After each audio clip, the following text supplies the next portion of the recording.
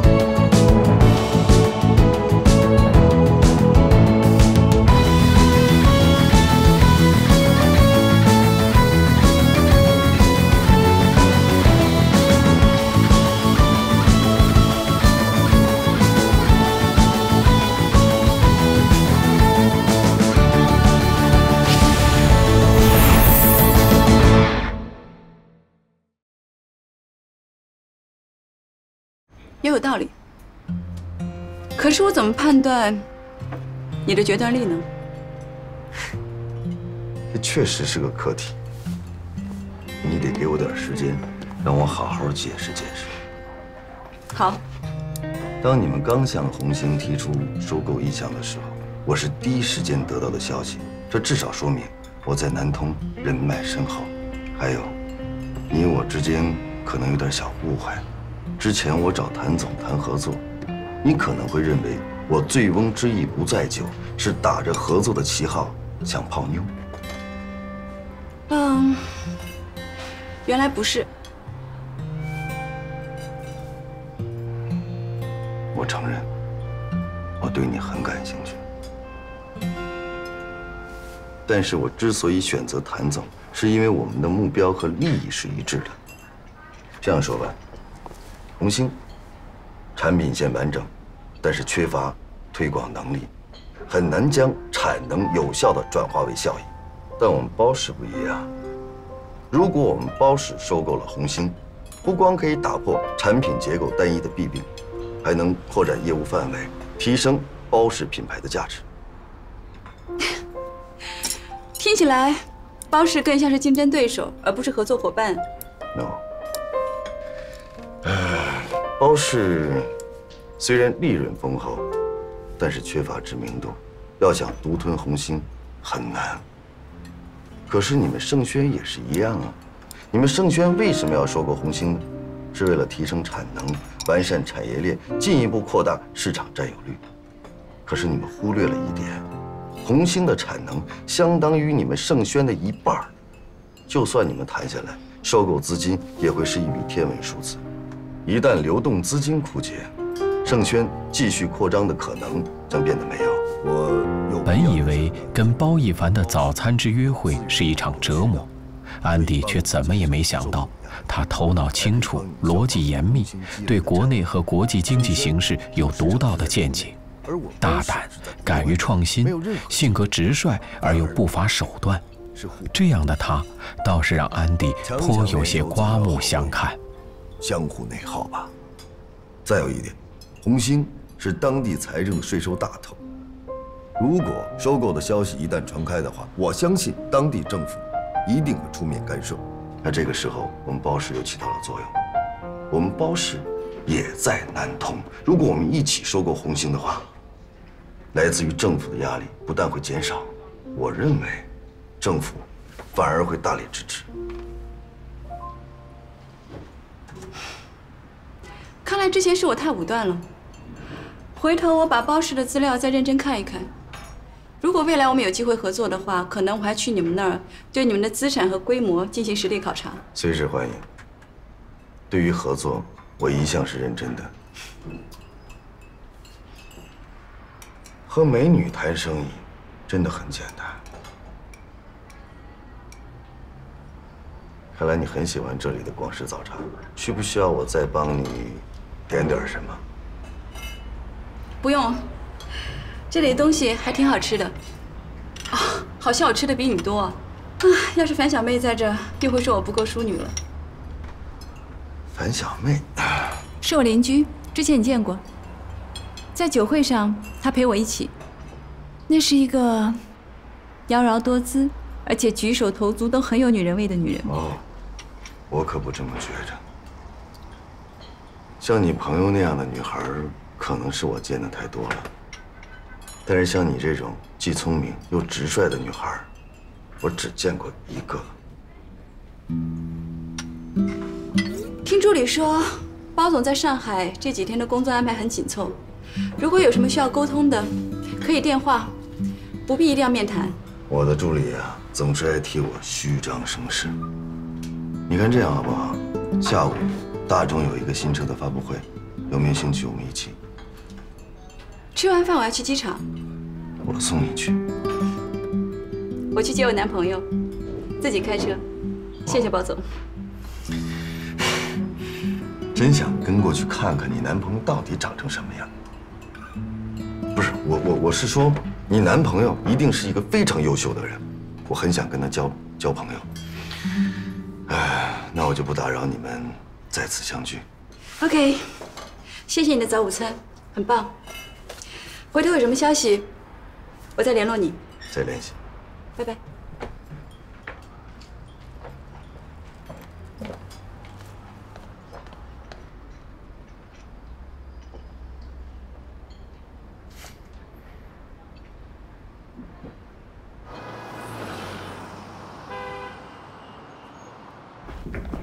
我跟包总已经谈过了，怎么样？还不错，跟之前印象有点不太一样。老实说，是不是你有心安排的？还真不是，是他自己不肯放弃，非要跟你面谈。不过这位小包总跟一般的二手主不同，很有想法，我还挺希望跟他合作。OK， 那你把你手头所有包式的资料都给我准备一份，后续的东西我让评估员评估之后再做判断。当然，真要合作，你可要帮我看紧了，别让姓包的占了便宜。放心。对了，今天魏兄回来，我要去机场接机，所以我提前下班了。不过你放心，办公室的事情我都安排好了，有什么事你给我打电话。你去接机，真不像你的风格。不是你说的吗？凡事总要试一试。不跟你说了，一会儿晚了我怕堵车。OK， 拜拜。好，注意安全。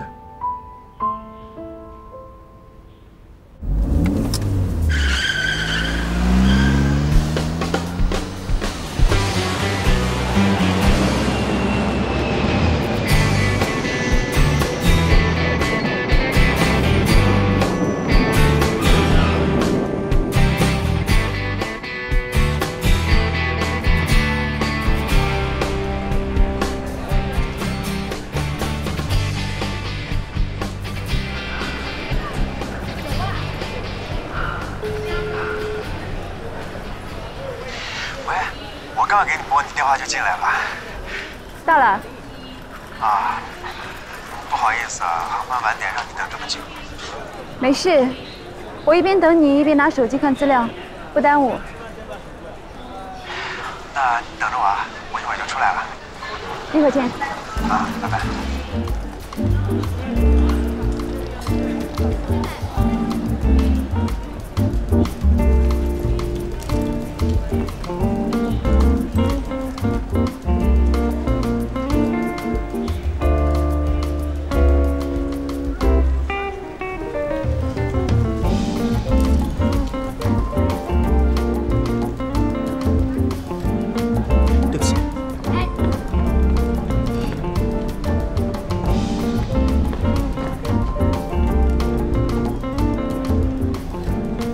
你百忙之中能来接我，我真幸福。我也是第一次来机场接人，挺幸福的。说，你刚才下飞机的第一个电话是准备打给我的吗？当然了，我第一个想见到的人也是你。那早知道我就不打给你了，看你能不能找到我。心有灵犀，当然能找得到。走吧。嘿嘿嘿嘿嘿，你个重色轻友的东西！啊，不好意思啊，魏总，你有这么漂亮的女朋友，也不给大伙介绍介绍？Andy， 我女朋友。郎才女貌啊！哎，你说这老天能不能再低俗3分，给我们那些才女也留条活路呢？哎，这话你可说错了啊！我们家安迪比我有才。哎，我不是那个意思啊。不管什么意思，不好意思，我女朋友车坐不下你们这么多人。再见。嘿，他就这么走了？重色轻友的东西。哎，咱们自己有车，走。走。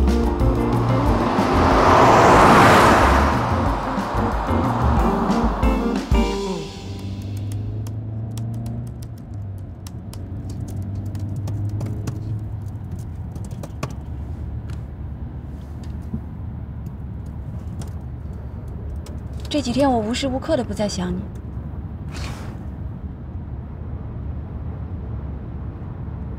怎么？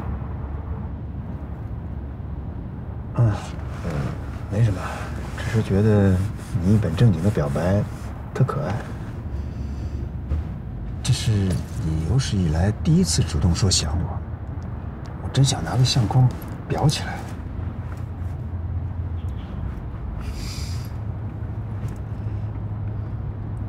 你一定要去工作一会儿吗？没办法，出国那么多天，堆了好多事情，不去不行啊。要不你跟我一块儿去办公室吧？不想你走开哪怕一小会儿。嘿，这个不可以开戒，我会上瘾，会一直缠着你，让你烦死。不过，我可以在你公司楼下找个咖啡厅等你。那不行。我们楼下咖啡厅里面，尽是那些假装玩 iPad， 实则伺机勾引美女的恶心男。你这么迷人，我哪放心你去啊？你放心吧，我是绝缘体。今天早上我跟一个客户开早餐会，对方长得不错，一直对我放电，不过我根本就没理他。你就打扮成这样去见人，而且还见跟你放电的人？我打扮成这样不是为了见他，是为了接你。你别那么夸张，我一看你就好想笑。那你就多笑一笑，我喜欢看你笑。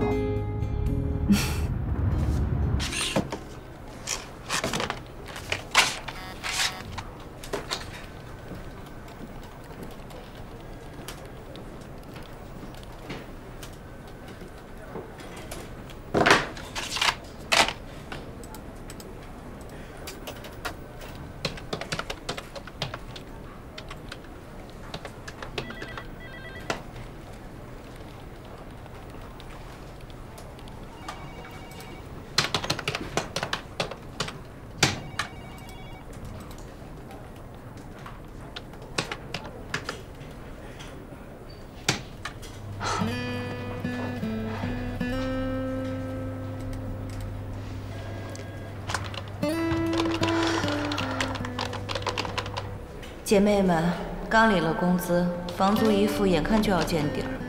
我发现最美好的发薪日，当时我们有银行卡的年代，一分一厘都是此时的钞票，不像现在，领多少工资都是数据，都是浮云。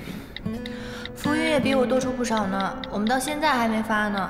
你们都好，我更惨。房东一涨房租，我的工资根本就 cover 不了，只能向家里求援。实习期工资在上海就是杯水车薪，太悲催了。感觉赚的永远赶不上花的，估计这个月的薪水也就是以数据形式到我账户一游，然后直接投奔房东的账户而去。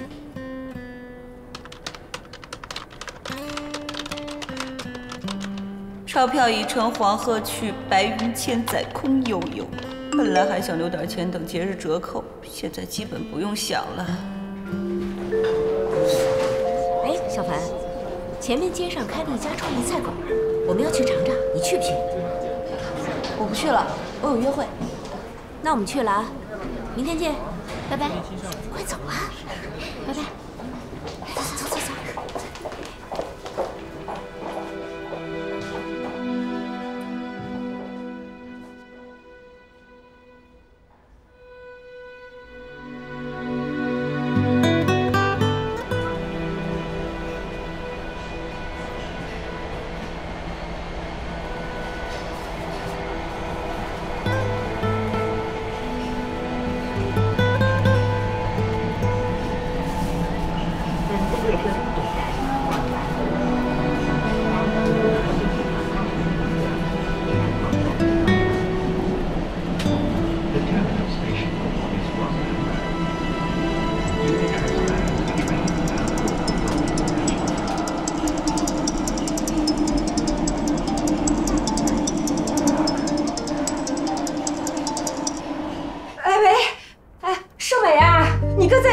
着，那家人还要跟他要医药费啊！他们昨天来家里闹了一晚上，雷雷吓得一直哭一直哭。你妈今天早上过来把雷雷接去上学了，我到现在还让他们堵着，连班都去上不了。没想到那家人兄弟那么多的，他们说等你哥出来了要打断他一条腿，这怎么办呀，盛美？能怎么办啊？报警啊！反正这事儿跟你没关系。哦，对了对了，哎呀，我真是急糊涂了，你不说我都忘了可以报警了。盛美，现在医药费已经2000多了，加上以后的误工费啊、营养费啊，还有换药什么的，这次没个7、8千肯定是逃不掉了。盛美，你工资高，总之一家人靠来靠去的，还是得靠你。你先帮我们准备6000块，好吧？我也不会都跟你借的。嫂子，我这个月实在拿不出钱了，我刚交了下个季度的房租，我现在所剩的也只够我吃饭、挤公车的。你再想别的办法吧。阿美呀，我要是能想到办法，我就不指望你了呀。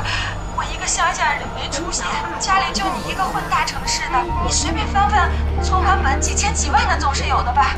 你以前总有积蓄对吧？你找找，仔细找找，只能指望你了，阿美。我跟你说长途贵，我不跟你说了啊。你3天之内找到钱，你给我打个电话，好吧？啊。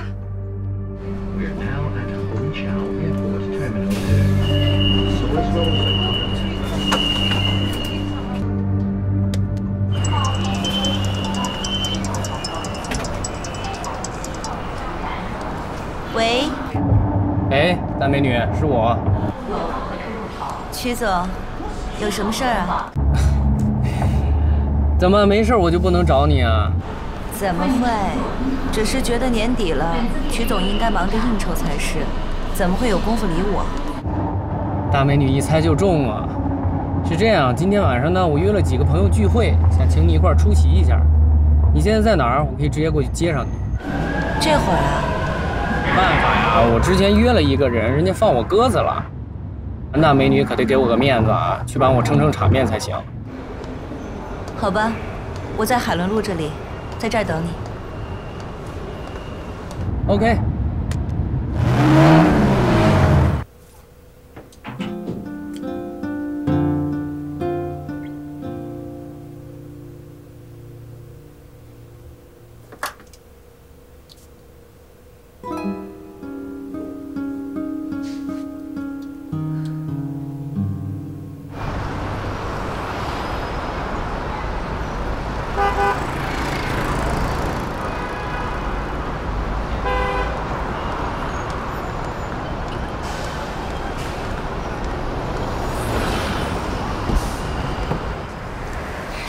实在不好意思啊，紧急约请，还让你陪我去应酬。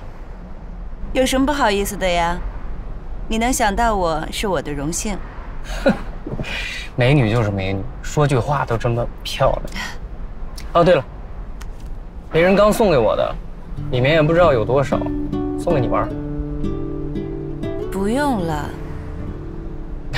哎呀，没什么不好意思的，这我拿着也没有用。女孩子嘛，买个化妆品，换个服装什么的，这个在我这儿就浪费了。拿着嘛，不许退给我，不然那就是不给徐总面子。谢谢了。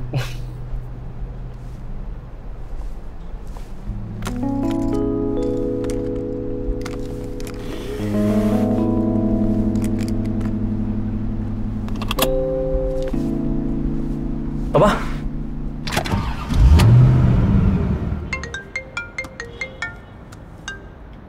Hello， 你完事了？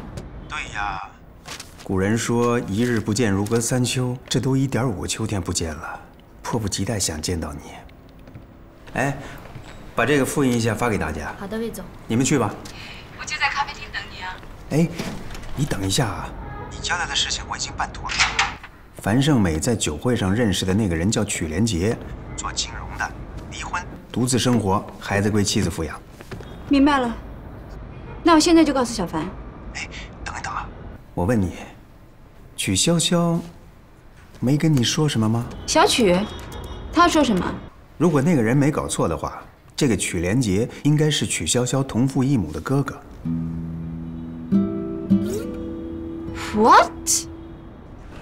安迪，你知道我提前回来啦？我就想问你，你明知道跟樊胜美约会的人是你哥哥，你为什么不告诉他？你知道啦，我早就说过啦，情况都没有摸清楚就扑上去，小心给人当了小三都不知道。你明知道你哥不是真的，你为什么不提醒一下他呢？大家都是朋友，何苦要逼他一直？我逼他？他要不是爱慕虚荣，不想捞好处，谁逼倒他呀？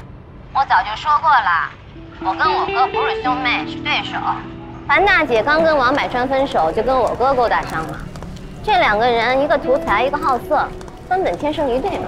你别这么说，小樊没你说的那么不堪。是，他是虚荣，可是虚荣也不是什么了不起的大过错。你何苦要这么针对他呢？我针对他？拜托，我在第一时间就问过他啦。想不想知道这男的是谁呀？别到时候摸三摸四摸出个小三来。他自己不肯啊！再说了，这樊胜美这股死要面子那劲儿，你以为我告诉他攀上的是我哥，他会感激我吗？他只会恼羞成怒，怪我坏了他的好事儿。对于这两个人，我懒得提醒，只管看戏。来，左一个啊！走一个。干了啊！干了。来，小倩来。哎，樊经理，来，我敬你一个。刘总，怎么好意思让您先敬我呢？应该我先敬您才是啊！美女敬酒，我必须先干了啊！来。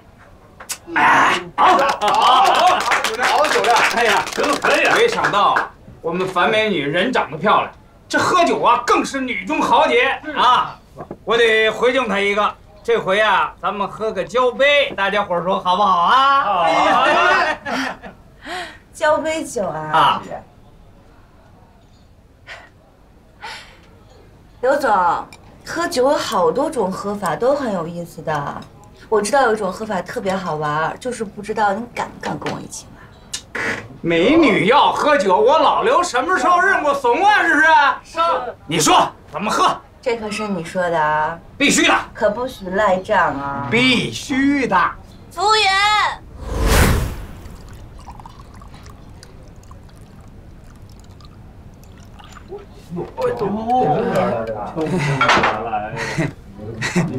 打击了，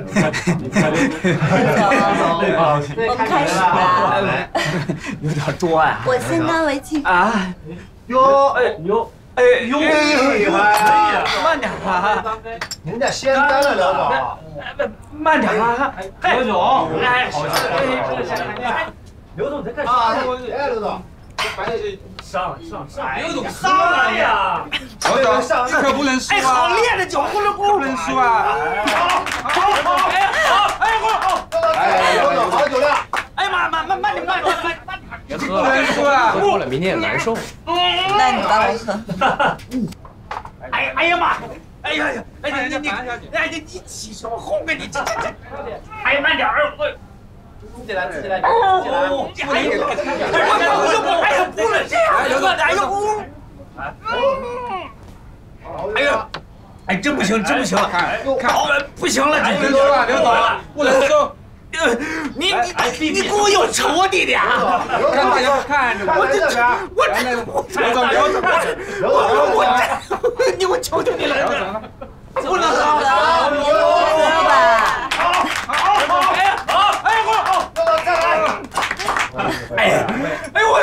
刘总，这才，哎呦，过来了！哎，不行！刘总，你酒量不行啊！哎呀，行了，谁不行？还有谁？谁不行？还有谁愿意跟我玩这个游戏啊？有没有？吃菜，吃点菜吧。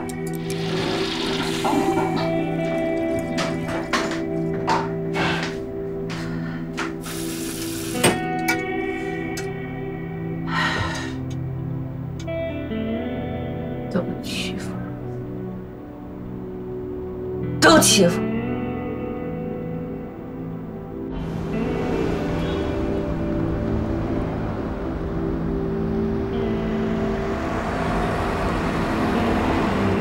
说，我要不要把这件事情告诉樊胜美？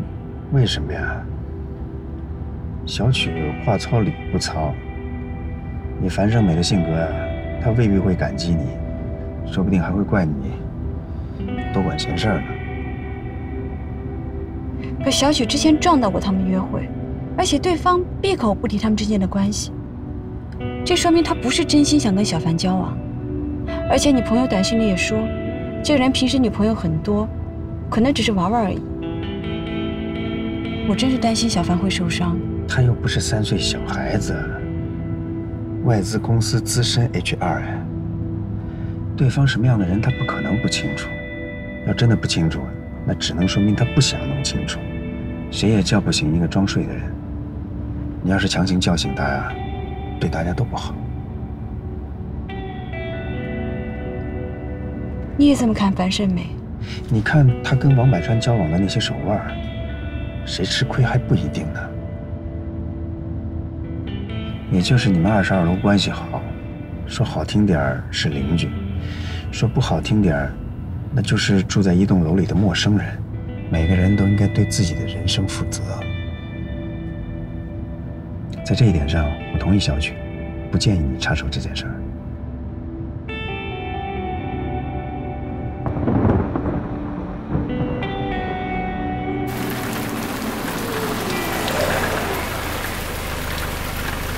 小姐，小姐，到了。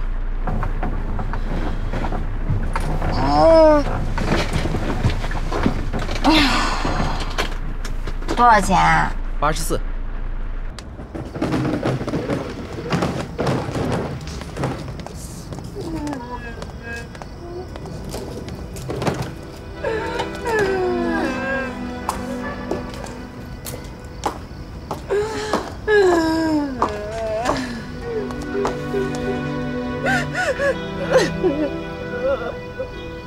真是鬼啊！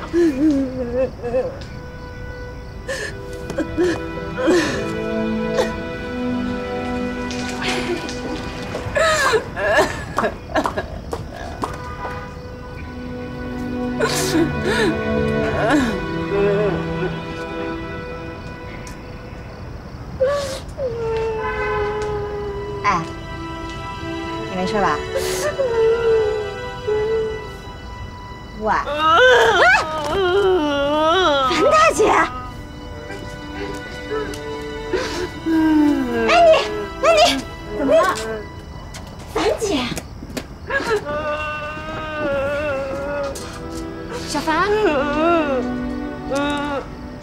你怎么了？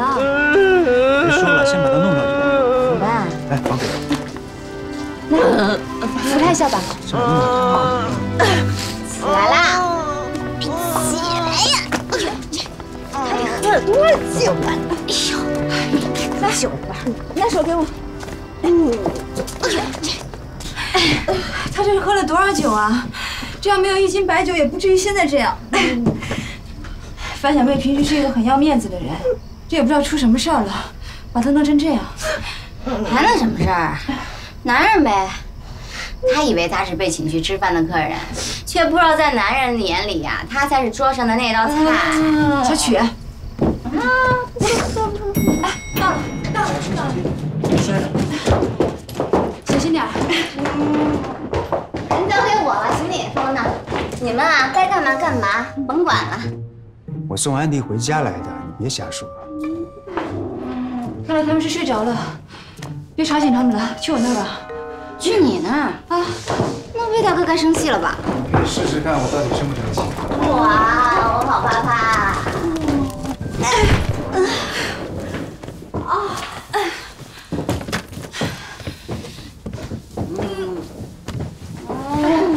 哎呀，为啥这个路，我手都快断了。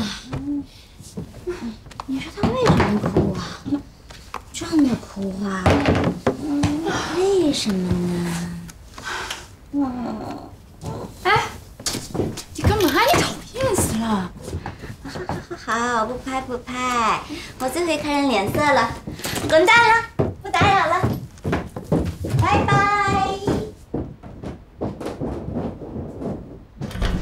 你呢？你也早点回去休息吧。本来谋划着今天晚上要在这儿留宿来着，完了，必要条件没有了。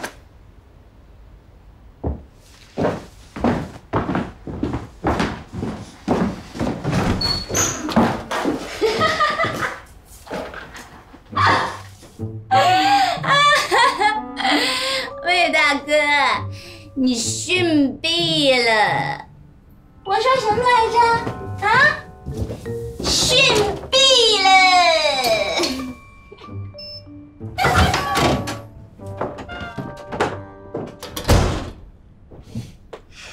你看，都是你，连这臭丫头都嘲笑我。Sorry， 晚安。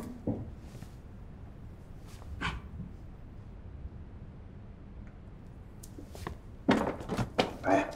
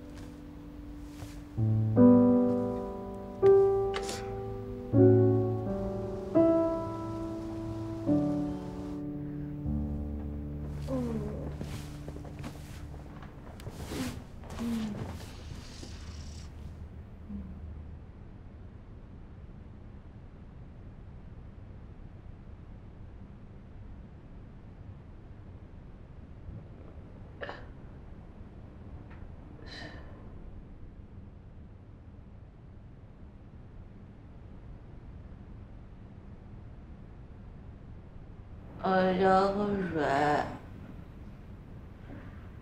我要喝水，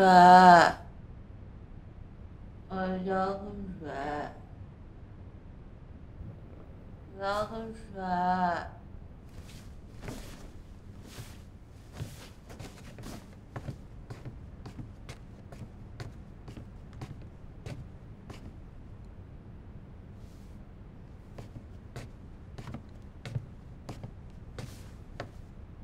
我要喝水。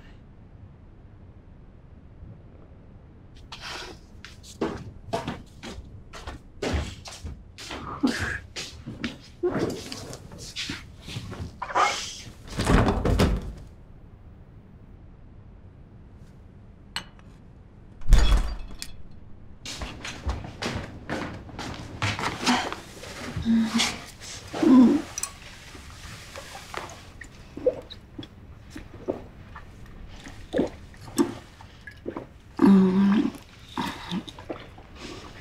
慢一点。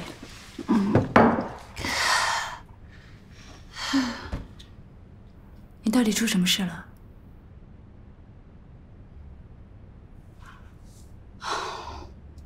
如果想倾诉，我可以。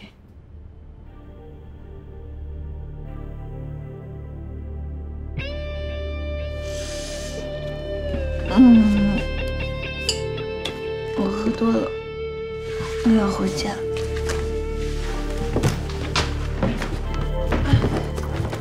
回家，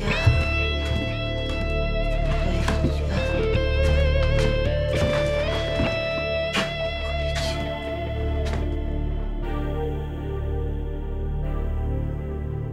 安迪，谢谢。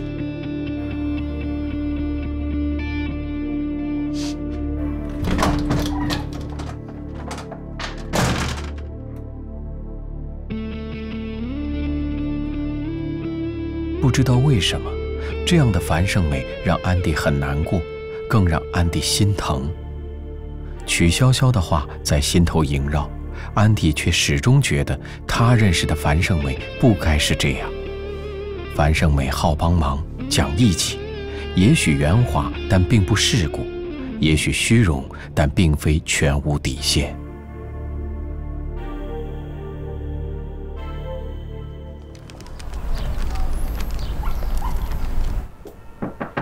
小关，要走了。小关，快点。哎，我马上，安迪姐，你等我一下。你还没上班啊？请了2个小时假。昨天晚上谢谢你啊。不客气。其实昨天是小曲先看到你的。没事吧？没事。我好了，安迪姐，好了。那我走了，拜拜，拜拜，安迪，走了。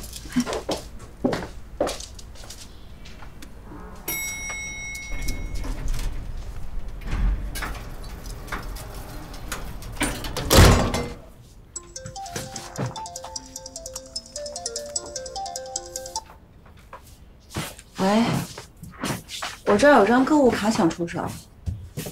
啊，好啊，那1个小时以后见。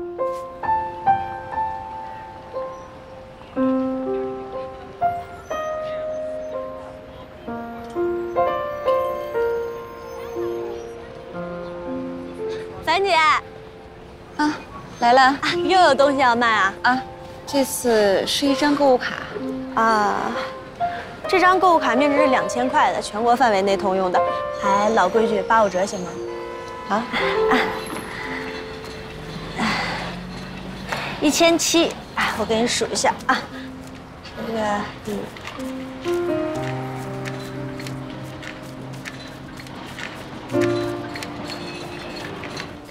好，你数一下，拿好啊。以后啊，你有什么东西要卖，可以再来找我。好，那就先走了啊！辛苦你了啊！哎，不辛苦不辛苦，拜拜。哎，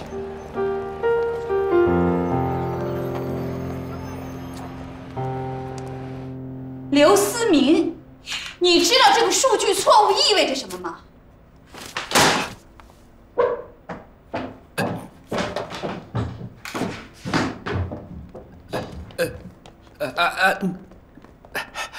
谭总，去忙吧。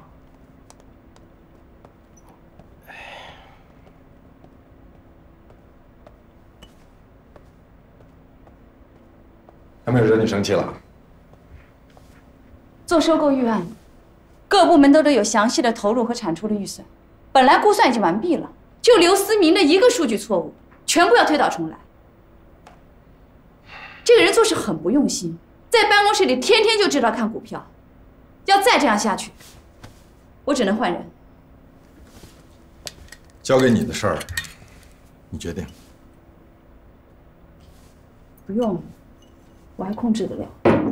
对了，这周末不加班，我跟魏魏准备去岱山看看我弟弟。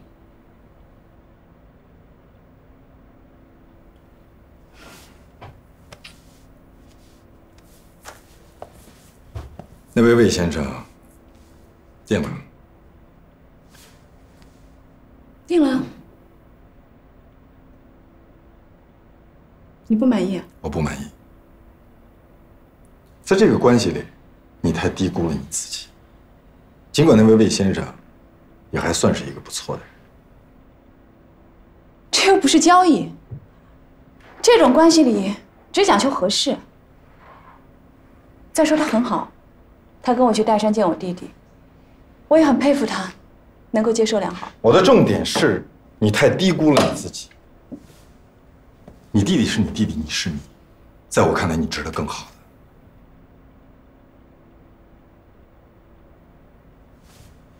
而至于那位魏先生，如果说你真的决定跟他在一起的话，袒露真相未必是美德，有时候真相就像是扎在心头的一根刺。反倒不如善意隐瞒来得好。怎么说？人都是脆弱的，经不起什么考验。你把你自己赤裸裸地呈现在他面前，我担心的是，那位魏先生未必有你想象的那么好。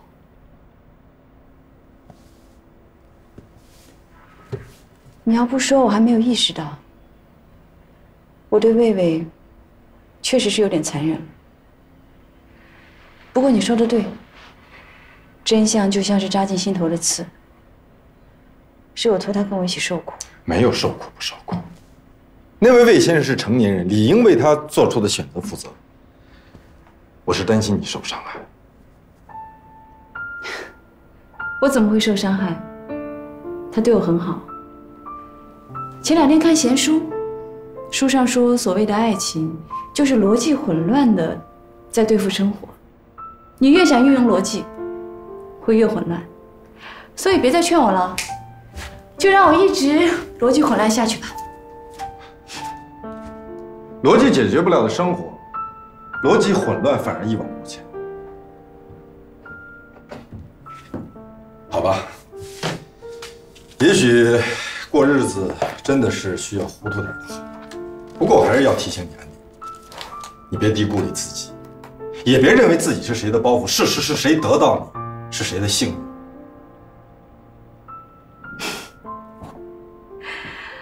老谭，我理解你想这么安慰我、劝我，但是你不觉得你刚才说的那些话太欲盖弥彰了吗？目